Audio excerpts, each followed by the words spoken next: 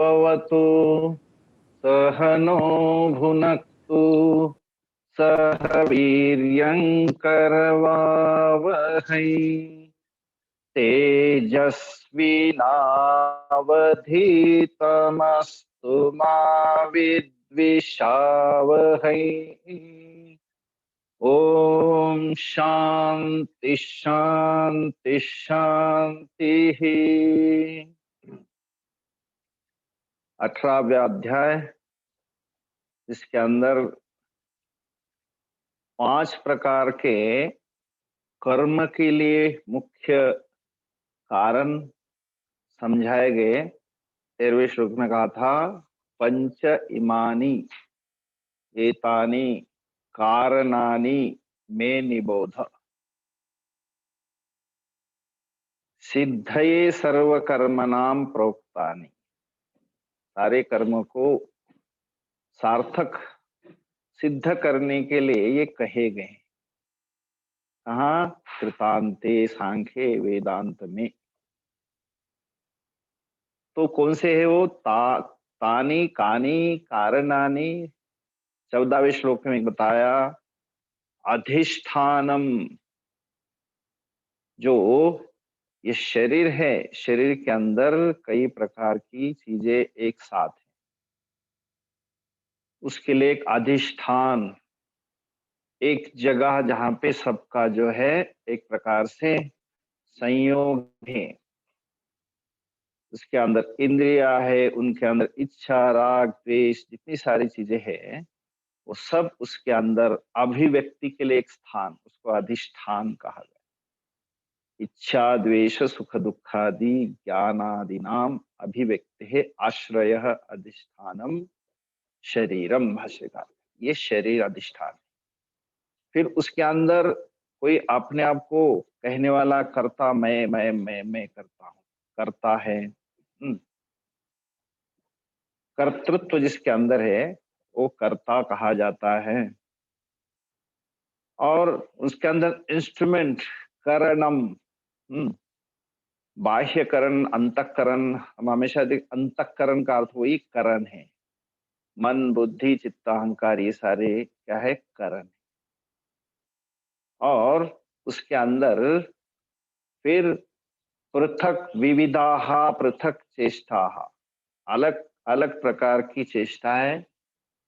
पंच प्राण है, पंच ज्ञान इंद्रिया, पंच कर्म इंद्रिया।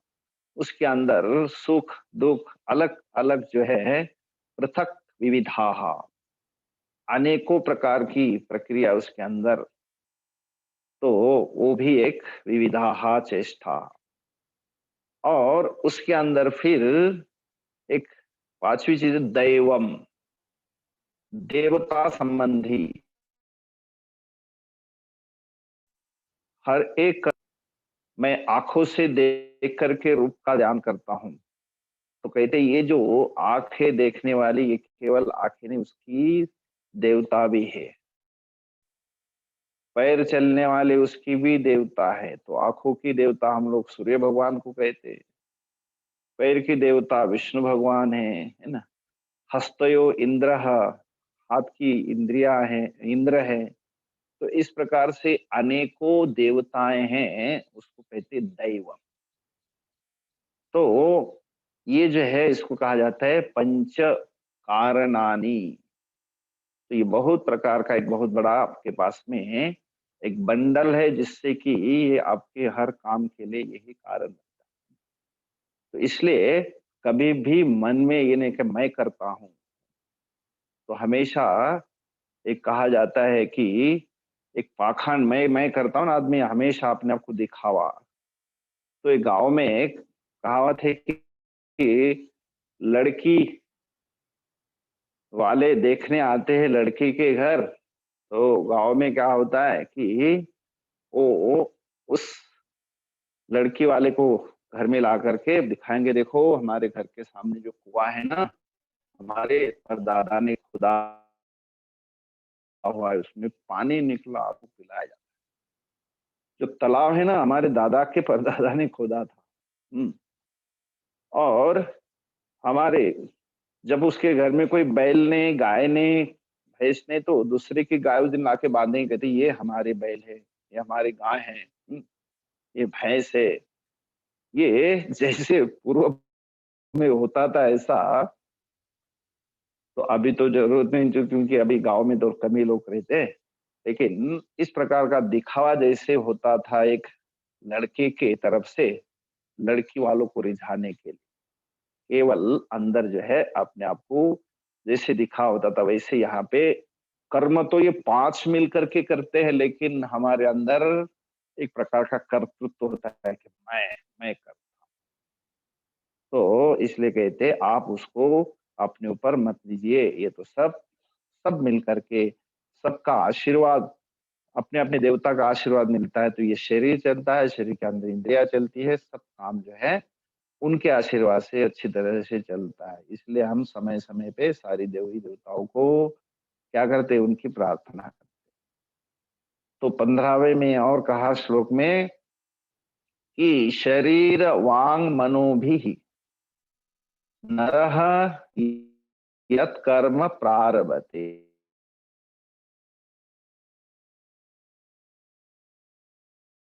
नरः यत् कर्म प्रारभते, 3 मुख्य उपकरण है।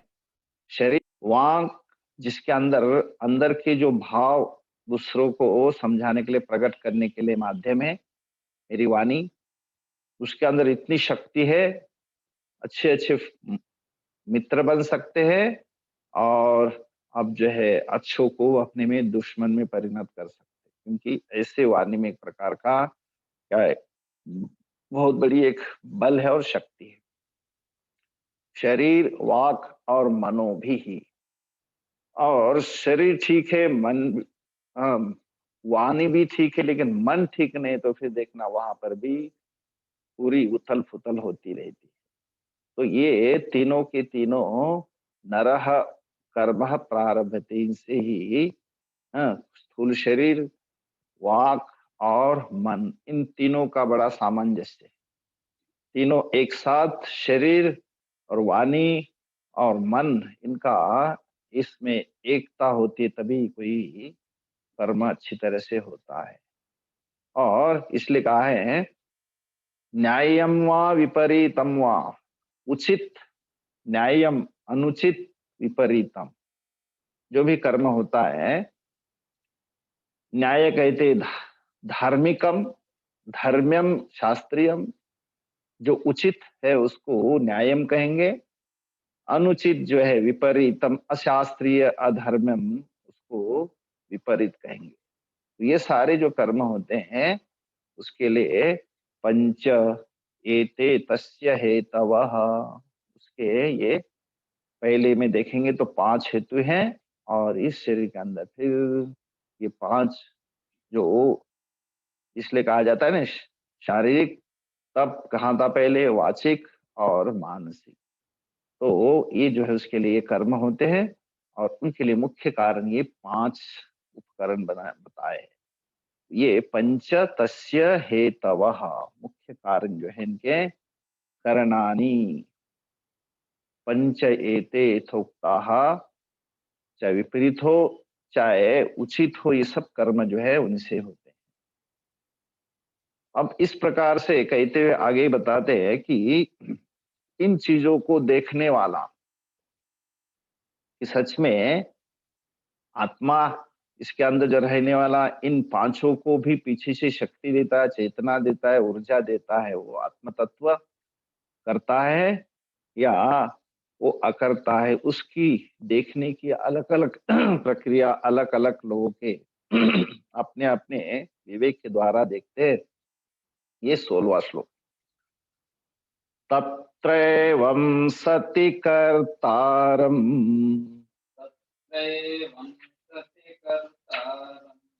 आत्मानं केवलं तु यः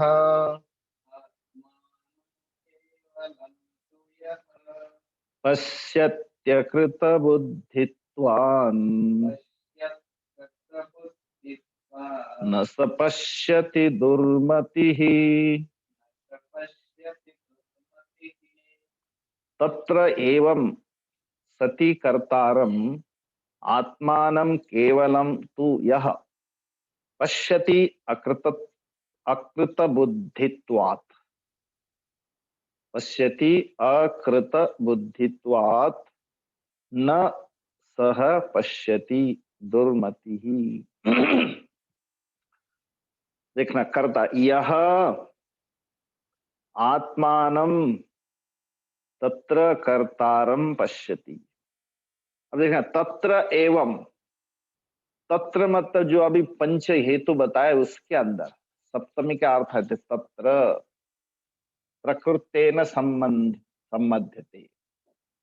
उसमें जो प्रकरण चल रहा है पांचों का, उसके अंदर इति प्रकृतेन, उसके अंदर तत्र एवं सती, उसमें ऐसी अगर चीजें है ये पांच, जहां पे अधिष्ठान है, कर्ता है, दैव है, सारे पांच चीजें हैं, और उसके अंदर शरीर, वाक, मन, ये उसके उपकरण हैं, ये सब कर्म करते हैं, मुख्य उनके कारण हैं।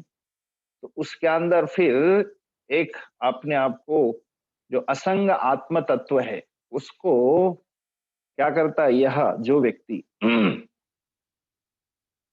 आत्मानं कर्तारम केवलम पश्यति, जिसको इनके बारे में विवेक नहीं, वो क्या करता है कि जो नित्य शुद्ध बुद्ध जो अपने आप में चैतन्य स्वरूप आत्मा है, उसको क्या देखता है, वह कर्तारम पश्यति, केवलम आत्मानं कर्तारम पश्यति, उसके अंदर और कुछ नहीं, केवल आत्मा ही करता है।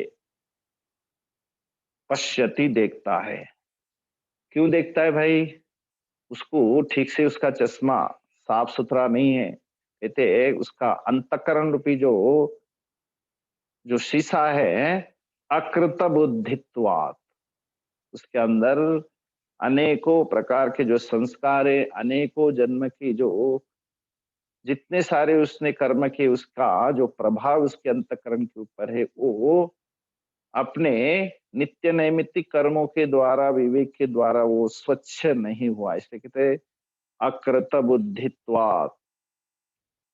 15वें अध्याय में भी हम लोग देखते हैं कि आत्मानम अकृत बुद्धित्वात्, तो जो जिसकी बुद्धि मतलब अंतकरण शुद्ध नहीं है, और वो क्या देखता है, आत्मा को ही कर्ता भोक्ता समझता है।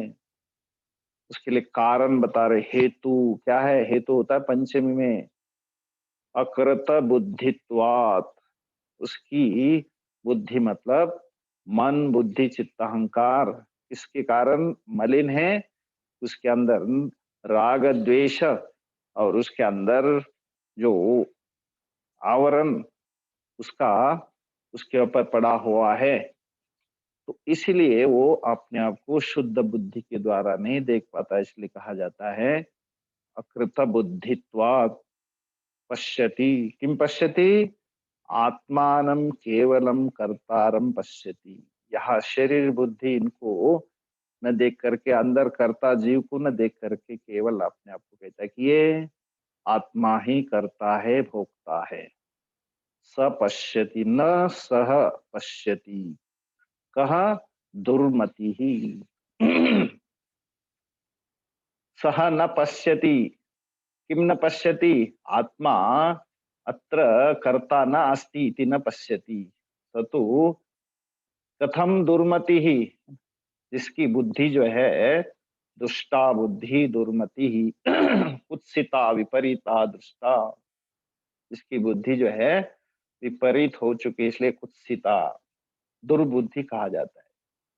जिसकी बुद्धि कुत्सित मतलब विपरीत है, बारंबार जन्म मरण देने वाले जो कारण रूप होने से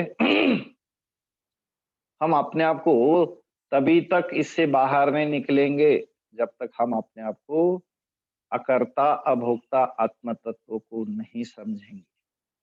तो इसलिए वो व्यक्ति इसी तरह से अपने को आत्मा को ही कर्ता भोक्ता मानता है, तो इसलिए कहा जाता है कि उसने यहाँ आने के बाद भी सुंदर अवसर था समझने का कि आत्मा तो अकर्ता है, अभोक्ता है, और जो मेरे अंदर अहंकार एक प्रकार का जीव है, अपना है, जिसने ये सारा बनाया कि कर्ता भोक्ता हूँ, और उसको नहीं समझता, इसलिए कहा जाता है वह दुर्मति है, कुत्सिता विपरीता दुष्टा अजस्त्रम।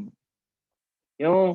जनन मरण प्रति पत्ति हेतु भूता मति ही। जन्म मरण के लिए जिसकी बुद्धि कारण बन जाती है, उसको कहा जाता है दुर्मति, क्योंकि उसने सही जगह अपने सद्बुद्धि का उपयोग नहीं किया, और उसने अपने आप को अकर्ता, अभोक्ता, सच्चित आनंद स्वरूपम, अपने आप को अलग से नहीं देखा, समझ नहीं पाया, विवेक बुद्धि का उसने उपयोग नहीं किया, इसलिए कहा गया दुर्मति ही एवं पश्यति। भाष्यकार ने 2-3 उदाहरण दिए, क्यों नहीं देखता हो दुर्मति, कहते सह न पश्यति। शंकराचार्य ने एक जगह पश्यन् अपि न च पश्यति मूढ़ः, देखते हुए भी नहीं देखता, आंखों से देख रहा है लेकिन विवेक से नहीं देख पा रहा है। यथा वा अब यथा तैमिरिकः अनेकम चंद्रम पश्यति। उदाहरण एक, कि जिसके आंखों में कुछ विकार है तो वो एक चंद्र को अनेकों चंद्र देखता है। क्यों भाई, एक ही चंद्र है, क्यों दिख रहे? इस उसके जो है दृष्टि में कुछ विकार है। तैमिरिकः, तिमर से, अंधकार से, इसी विकार के कारण वो देख नहीं पा रहा। दूसरा उदाहरण ये था, अभ्रेषु धावत्सु चंद्रावंतम पश्यति।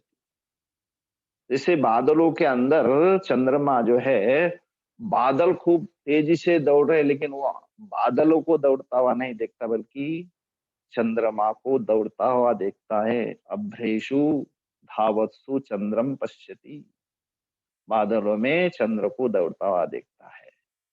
हाँ, एक चंद्र में अनेकों चंद्र को देखता है।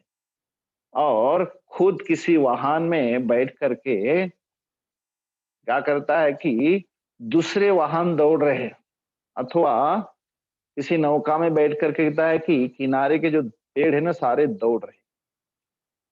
तो इस प्रकार से वाहने उपविष्ट अन्येषु धावत्सु आत्मानं धावंतम, इस प्रकार से अपने आप को करता हुआ दूसरे के अंदर अनेकों कर्म देखता है। तो इस प्रकार से उदाहरण देते हुए कह रहे कि वो व्यक्ति खुद देख नहीं पाता, क्योंकि क्या विकार है? दुर्मति ही अकृत बुद्धित्वात्, उसके अंदर आवरण है, मल मल है ना, चंचलता है, उसके कारण उसने अपने आप को ये विकार नहीं देखा है। और क्या करता है? जो अकर्ता आत्मा है उसको कर्तारम पश्यति। जो एक केवलम आत्मा है, उसको आत्मा को जो है केवलम आत्मानम कर्तारम पश्यति, उसी को कर्ता भोक्ता मानता है। उसके लिए अविवेक उसके लिए कारण है। अकृत बुद्धित्वात्, जिसकी बुद्धि जो है अकृत मतलब असंस्कृतम। संस्कृत का अर्थ होता है शुद्ध, असंस्कृत का अर्थ होता है मलिन। तो जिसका अंतकरण मलिन है, इसलिए कहा अकृतत्वात्, दुर्मति ही तम आत्मानम कर्तारम पश्यति। तो इसलिए यहाँ पे कह रहे कि जो शरीर के अंदर होने वाली क्रिया, ये जो पंच है उसके कारण है, उसको न समझते हुए आत्मा को ही कर्ता भोक्ता मानता है। तो यहाँ दुर्मति शब्द से कहा, भाष्यकार कहते कि अब दूसरा कोई सुमति वाला कोई है? कह पुनः सुमति यह सम्यक पश्यति। तो वास्तव में देखने वाला, जो सुबुद्धि वाला कौन है भाई? उसको 17वें श्लोक में यस्य नाहंकृतो भावः, यस्य नाहंकृतो भावः, बुद्धिर्यस्य न लिप्यते, बुद्धिर्यस्य न लिप्यते, हत्वा हत्वापि स इमान् लोकान् हत्वापि स इमान् लोकान् न हन्ति न निबध्यते। न हन्ति न निबध्यते। यस्य न अहं कृतः नाहं कृतः भावः बुद्धिः यस्य न लिप्यते हत्वा अपि स इमान् लोकान् न हन्ति न निबध्यते। यस्य भावः न लिप्यते न यस्य बुद्धि अपि लिप्यते। कहते भाव कह भावः अहम कृतः भावः यस्य। और भाष्यकार उसको उनमें से अलग करता है। करते कैसे? कहते उसने उसका अंतकरण क्या उसने जो है अपने आप को अकृत बुद्धित्वात्। क्यों था वैसा? हो कहते उसने कभी भी अपने आप को हाँ, क्या स्वच्छ नहीं किया। स्वच्छ कैसा हो सकता है? तो भाष्यकार ने बहुत सुंदर कहा कि तस्मात् वेदांत आचार्य उपदेश न्याय ही। इसने कभी भी अपने आप को संस्कृत नहीं किया। असंस्कृत बुद्धित्वात् उसकी बुद्धि असंस्कृत रही और उसने कभी भी अपने आप को उस शीशे को अंतकरण रूपी शीशे को ना कभी किसी शास्त्र का आचार्य का हाँ, उनका आश्रय लेकर के उनके माध्यम से अपने अंतकरण को पवित्र नहीं किया। लेकिन यहाँ भाष्यकार कहते यस्य आचार्य शास्त्र उपदेश न्याय संस्कृत आत्मनः। जिसने शास्त्र आचार्य के उपदेश से तथा न्याय से जिसका अंतकरण भली प्रकार से क्या हुआ? शुद्ध संस्कृत हो गया है। ऐसे पुरुष के अंतकरण में मैं करता हूं मैं भोगता हूं ऐसी कभी भी प्रवृत्ति उसके अंदर नहीं आती। ऐसी प्रतीति ही नहीं होती। इसलिए कहा है यस्य बुद्धि ही न अहम कृतः भावः।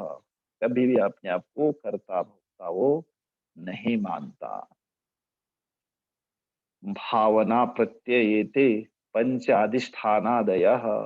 इसमें तो कर्ता भोक्ता तो लक्षण तो उसमें बताए। भाव क्या है? वो पंचेतानि महाभाव कारणानि मुख्य हेतवः। ये तो सब कर्तृत्व कर्म करने के लिए इनका मुख्य संयोग है। लेकिन आत्मा तो उनको सबको ऊर्जा देने वाला है। इसलिए अविद्या से आत्मा में ही अध्यारोपित करने वाले ये अधिष्ठान आदि पांच हेतु समस्त कर्म के कर्ता करता है। ये समझ में आता है तब जाकर के कहे कि अहम न करता सर्व कर्म नाम कर्तार न अहम अहम तो तद व्यापारानाम साक्षी भूता। केवल मात्र वहां पे मैं साक्षी रूप से देखने वाला हूं। क्योंकि रात को जब सोता हूं उस समय भी बहुत कुछ होता है लेकिन मैं वहां पे भी अपने आप को अलग से आदमी सबका जो है साक्षी रूप से देखता रहता है। तो जागृत स्वप्न सुषुप्ति तीनों अवस्था में एक ही चीज आत्म तत्व तीनों एक रस रहता है। लेकिन जागृत अवस्था में जब अंतकरण इतना क्या होता है? एक्टिव रहता है। सक्रिय होने के कारण उसको अपने आप को आत्मा ही सक्रिय मानता है। इसलिए कहा गया यस्य बुद्धि ही न अहम कृत भावः लिप्यते। अहं कर्तृत्व में उसकी बुद्धि लिपायमान नहीं होती।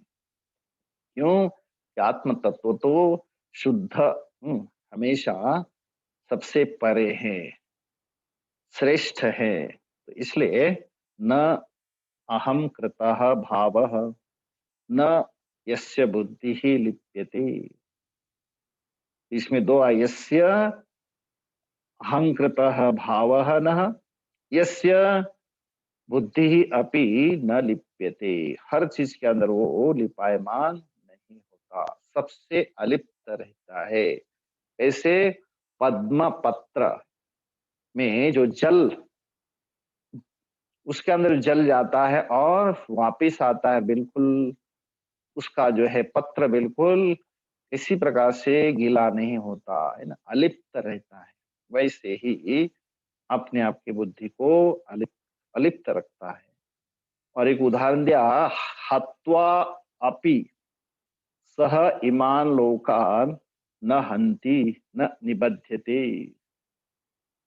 तो हत्वा अपि इमान लोकान सर्वान प्राणिनः हनन क्रिया न करोति न अपि तत्कार्येण अधर्म फलेन संबंधः।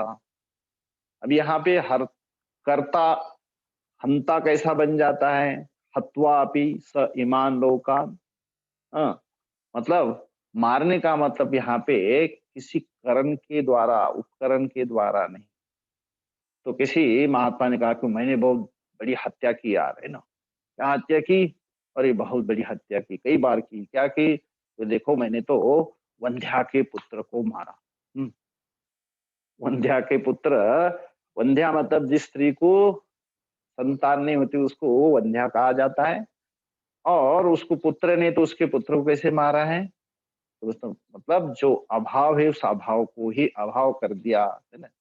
मतलब जिसके अंदर कहीं आत्मा के अंदर कर्तृत्व नहीं है, तो उस जो कर्तृत्व मानता था उसको, कर्तृत्व को भी मिटा दिया। हाँ? हत्वा अपि स इमान लोकान, सबको मिटाता हुआ भी न हंती, किसी को भी वो मारता नहीं, मतलब आत्मा को अकर्ता समझता है। ठीक। तो जिसकी बुद्धि जो है अंतःकरणम यस्य उपाधि भूता न लिप्यते अनुशासिनी, हाँ, भवति इदम अहम अकार्यम तेन अहम नरकम गमिष्यामि इति न। उसकी बुद्धि कभी नहीं मैं करता हूं, मैं भोगता हूं। इसलिए तो हमें जो जीवत्व है, और वो जीव ही तो हमें अपने आप को अहंकार के लिए कारण बनाता है, और किसी कार्य के प्रति अपने आप को कर्ता मान करके दुखी बनाता है। तो राग द्वेष सुख दुख जो है, मैंने अपने आप को ही कर्तृत्व भोक्तृत्व अपने आप अपने ऊपर ही थोप करके इस सारी की सारी विकारों का खुद ही उसका क्या बनता हूं, मैं कारण बनता हूं। तो यहाँ कहते कि वो व्यक्ति जिसका अंतकरण शुद्ध है, वह यस्य शास्त्र आचार्य उपदेशात यस्य अंतकरण शुद्ध जात सह न अहंकृत भावः न यस्य बुद्धि अपि कर्मत्वात् अकृतत्वात् कर्मणः लिप्यते। अकृत आत्मा जो है उसके अंदर कर्तृत्व बुद्धि नहीं आती, और कहीं भी हत्वा अपि स इमान लोकान, मतलब इस संसार के अंदर कर्म करता हुआ भी अपने आप को अकर्ता मानता है। न हंति, हाँ, न निबध्यते, ना तो बंधित होता है। कर्म जिसने किया अपने आप को कर्ता माना, तो उसको क्या माना कि ये इसका कर्ता है, तो इसलिए वो बंधित हो जाता है। और मैंने कुछ किया ही नहीं, मैं अपने आप को अलिप्त हूँ, हाँ, तो वो फिर उसके लिए उसको भोगने का भी जरूरत नहीं, तो इसलिए उसने अपने आप को कर्तृत्व से अलग किया है। इसलिए उसके अंदर कोई बंधन नहीं है, और बंधन मेरे अंदर है, मैंने अपने आप को कर्ता माना और मैंने अपने आप को उसका फिर भोक्ता माना। जब मैंने अपने आप को उसका इंचार्ज बनाया, तो देन यू हैव इट।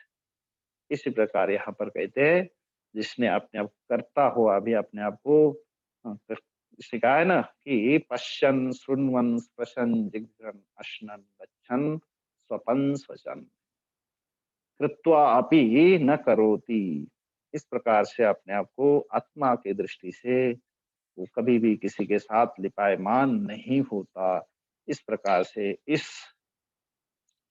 श्लोक के अंदर बिल्कुल न लिप्यते बुद्धि अहम भावः न यस्य, और करता हुआ भी अपने आप को अकर्ता मानता है, जो पहले दूसरे अध्याय के अंदर भी हमने देखा था, अकृत्वम। अब आगे अथ इदानीं कर्मणाम प्रवर्तकम उच्यते। इसके बाद जो है कर्मों का प्रवर्तक, हाँ, आगे जो है इसको बताते हैं कि कर्ता और जो कर्म, इसके लिए क्या क्या उसके अंदर कारण बन जाते हैं, उसको, उस कर्म को समझाते हैं। 18वां श्लोक। ज्ञानम ज्ञेयम परिज्ञाता ज्ञानं ज्ञेयं परिज्ञाता त्रिविधा कर्म चोदना। यथा कर्म चोदना करणम कर्म कर्तेति करणं कर्म कर्तेति त्रिविध कर्म संग्रहः। इह कर्म संग्रहः। ज्ञानम ज्ञेयम परिज्ञाता त्रिविधा कर्म चोदना। करणम कर्म कर्ता इति त्रिविधः कर्म संग्रहः। अब देखना ये त्रिपुटी हमेशा जो जानकार, जिसको जाना जाता है, और जो जानकार और वो जो ज्ञान है उसके बीच में संबंध है। तो ज्ञाता ज्ञानम ज्ञेयम, ध्याता ध्यानम ध्येयम, हाँ, भोक्ता भोग्यम भोगः। इस प्रकार से हर चीज के अंदर एक त्रिपुटी होती है। तो कहते कर्म चोदना त्रिविधा। तो तीन प्रकार के कर्म को हम देखते हैं। त्रिविधा कर्म चोदना ज्ञानानि नाम त्रयाणाम सन्निहिते। तो कहते हैं ज्ञानम, ज्ञान किसको कहते हैं? ज्ञायते अनेन इति ज्ञानम, जिसके द्वारा कोई पदार्थ जाना जाए। जैसे आंखों के द्वारा मैं किसी भी एक रूप को देखता हूं, तो इसलिए रूप के लिए, हाँ, मेरे लिए क्या है? एक प्रमाण है नेत्र। नेत्र के द्वारा मैं क्या करता हूं? ज्ञान को, कौन सा ज्ञान? रूप को मैं समझता हूं। तो वो ज्ञानम, नेत्र का जो विषय है, जो रूप है, उस रूप को देखने वाला, तो वो एक ज्ञान है। और उस ज्ञान को करने के लिए नेत्र तो एक उपकरण बन गया, लेकिन उसके पीछे ज्ञेयम, जो आंखों के द्वारा जो रूप है उसको कहा जाता है ज्ञेयम, जानने योग्य, देखने योग्य। हाँ, तो ज्ञान तो हो गया उसका रूप का ज्ञान। जैसे श्रोत्र से क्या होता है? शब्द का ज्ञान। तो श्रोत्र उसका उपकरण और शब्द उसका ज्ञेयम। और उसको जो है, इन दोनों को पीछे से शक्ति देने वाला ज्ञाता। हम्म, तो वो जो ज्ञाता है, परिज्ञाता, उपाधि लक्षण अविद्या कल्पित भोक्ता, अपने आप को ज्ञाता मानने वाला कि मैं इस शब्द को सुन रहा हूँ, मैं इस रूप को देख रहा हूँ, मैं इस स्पर्श को कर रहा हूँ। तो ये अपने आप को करने वाला ज्ञाता, और जिसको देखता है वो ज्ञानम। और उसके द्वारा जो ज्ञान है वो ज्ञेय, मतलब उस उपकरण के द्वारा देखा जाता है। तो ये तीन प्रकार का कर्म का जो उपकरण है, तो इसलिए कहा जाता है कर्म चोदना त्रिविधा। कोई भी कर्म होता है तो तीन प्रकार से, आंखें खुली, आंखों से सीधी जो है आपकी दृष्टि गई, पड़ गई इस विषय के ऊपर। कौन सा विषय? रूप। और उस रूप को आपने देखा, तो उसके लिए ज्ञान हुआ। और ज्ञान, उसका जो रूप है वो उसका ज्ञेय है, और उसको जानने वाला पीछे से कहता है ये लाल है, हरा है, पीला है। तो वो जो जानकार है उसको ज्ञाता कहा जाता है। इस प्रकार के एक ही चीज के अंदर तीन चीज दिखाते हैं, ज्ञाता, ज्ञानम, ज्ञेयम। उसी को कहा जाए कर्म चोदना। कर्म की प्रक्रिया इसी प्रकार से होती है, इसलिए कहा जाता है ये जो है ज्ञान इंद्रिया और कर्म इंद्रिया। फिर उसके अंदर पीछे जो परिज्ञाता है वो उसके पीछे कहा जाता है तीन प्रकार के फिर कर्म होते हैं, कर्म संग्रह त्रिविधा। क्या क्या है उसमें? कर्ता, कर्म और करण।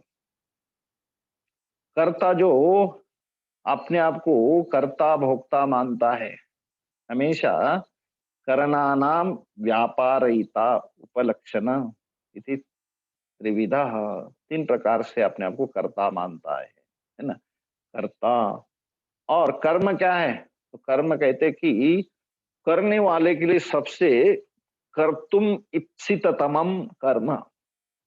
जो कोई भी कर्म करता है उसको बहुत इच्छित जो चीज होती है उसको वो करता है। इसलिए कहा जाता है कि कर्म जो कर्ता का अत्यंत इष्ट है, क्रिया द्वारा वो संपादन किया जाता है, तो उसको कहा जाता है कर्म।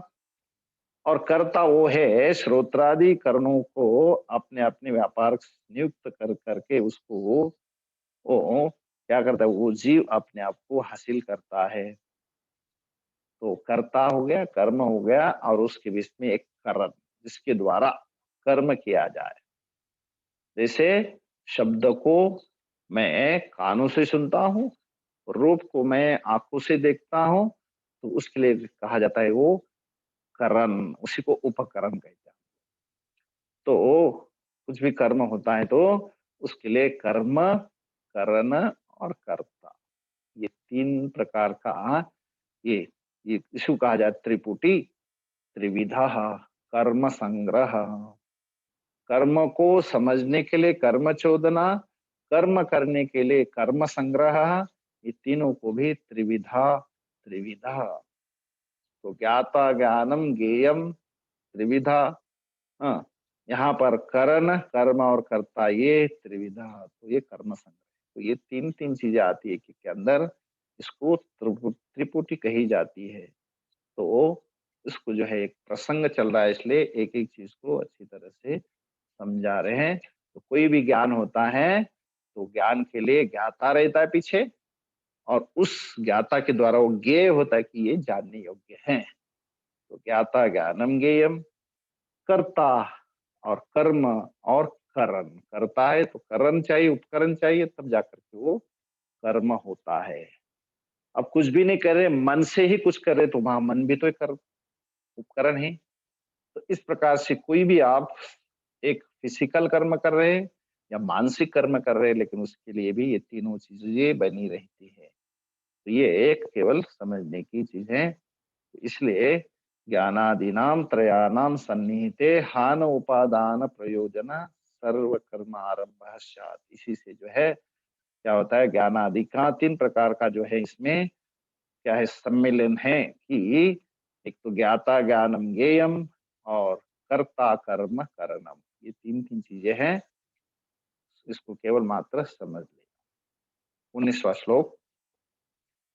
ज्ञानम कर्म च कर्ता च ज्ञानं कर्म च कर्ता च त्रिधैव गुणभेदतः दैव गुणभेदतः प्रोच्यते गुणसंख्याने प्रोच्यते गुणसङ्ख्याने यथावत् शृणुतान्यपि।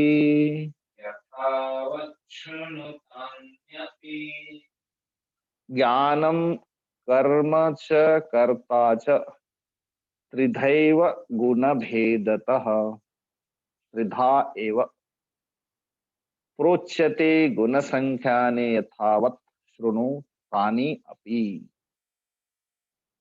अब इसको आगे भी तीन तीन प्रकार का बताएंगे, कर्ता तीन प्रकार का, कर्म तीन प्रकार का। तो उसके पहले यहाँ और एक बार कहते कि ज्ञानम कर्म कर्ता।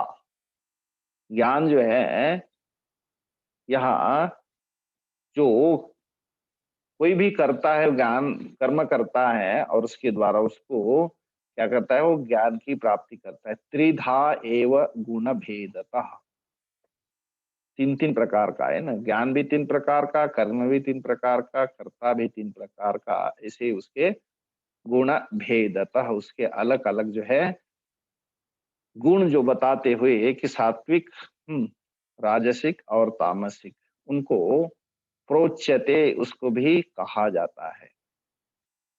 तो उनको तानी अपि यथावत सुनो, उसको जैसे वैसे, यथावत जैसे है वैसे ही सुनो, उसको आप सुन लेना अर्जुन।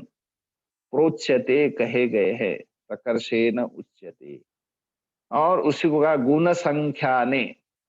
यहाँ गुण संख्याने, जो गुणों की संख्या करने वाला, गुणों की संख्या करने वाला, यहाँ पे एक सांख्य शास्त्र को भी कहा जाता है जिसके अंदर गुणों की गिनती की है। तो उसको कपिल शास्त्र भी कहा जाता है, सांख्य शास्त्र भी कहा जाता है। गुणों की संख्या करने वाला कपिल शास्त्र। तो यहाँ तो परमार्थ ब्रह्म की एकता का विषय है, लेकिन भगवान के सिद्धांत को समझने के लिए यहाँ पे एक प्रकार से कहा जाता है कि गुण संख्याने, है ना, जो गुण है सत्व रजतम, और इसके अलावा अलग अलग शास्त्रों में अलग अलग गुण, जैसे वेदांत में तीन गुण है, और उसके अंदर कपिल शास्त्र के, सांख्य शास्त्र के अंदर उनके अलग 24 गुण है उनके, है ना, इन्हीं को ही वो गुण मानते हैं। जैसे पंच ज्ञान इंद्रिया, पंच कर्म इंद्रिया, इनको भी उनके शास्त्र में गुण माना जाता है। तो अब वहां उसको अधिक जाने की जरूरत नहीं है, लेकिन गुण संख्या ने, गुण की संख्या करने वाले, यथावत उनकी संख्या करके, तानी अपि सुनो, उनको भी तो अर्जुन सुन लेना। ठीक है, इसको फिर देखेंगे आगे। अब कहाँ से किया था हमने, 16 से। तत्रैवं सति कर्तारम् आत्मानं केवलं तु यः पश्यत्यकृतबुद्धित्वान् न स पश्यति दुर्मतिः। यस्य नाहं कृतो भावः बुद्धिर्यस्य न लिप्यते, हत्वापि स इमान् लोकान् न हन्ति न निबध्यते। ज्ञानं ज्ञेयं परिज्ञाता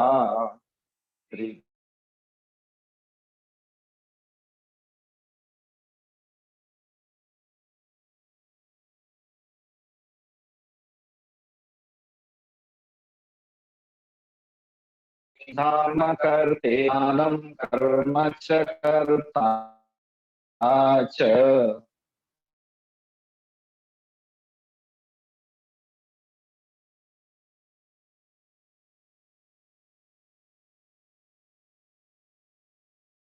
पूर्णमदः पूर्णमिदं पूर्णात् पूर्णमुदच्यते, पूर्णस्य पूर्णमादाय पूर्णमेवावशिष्यते।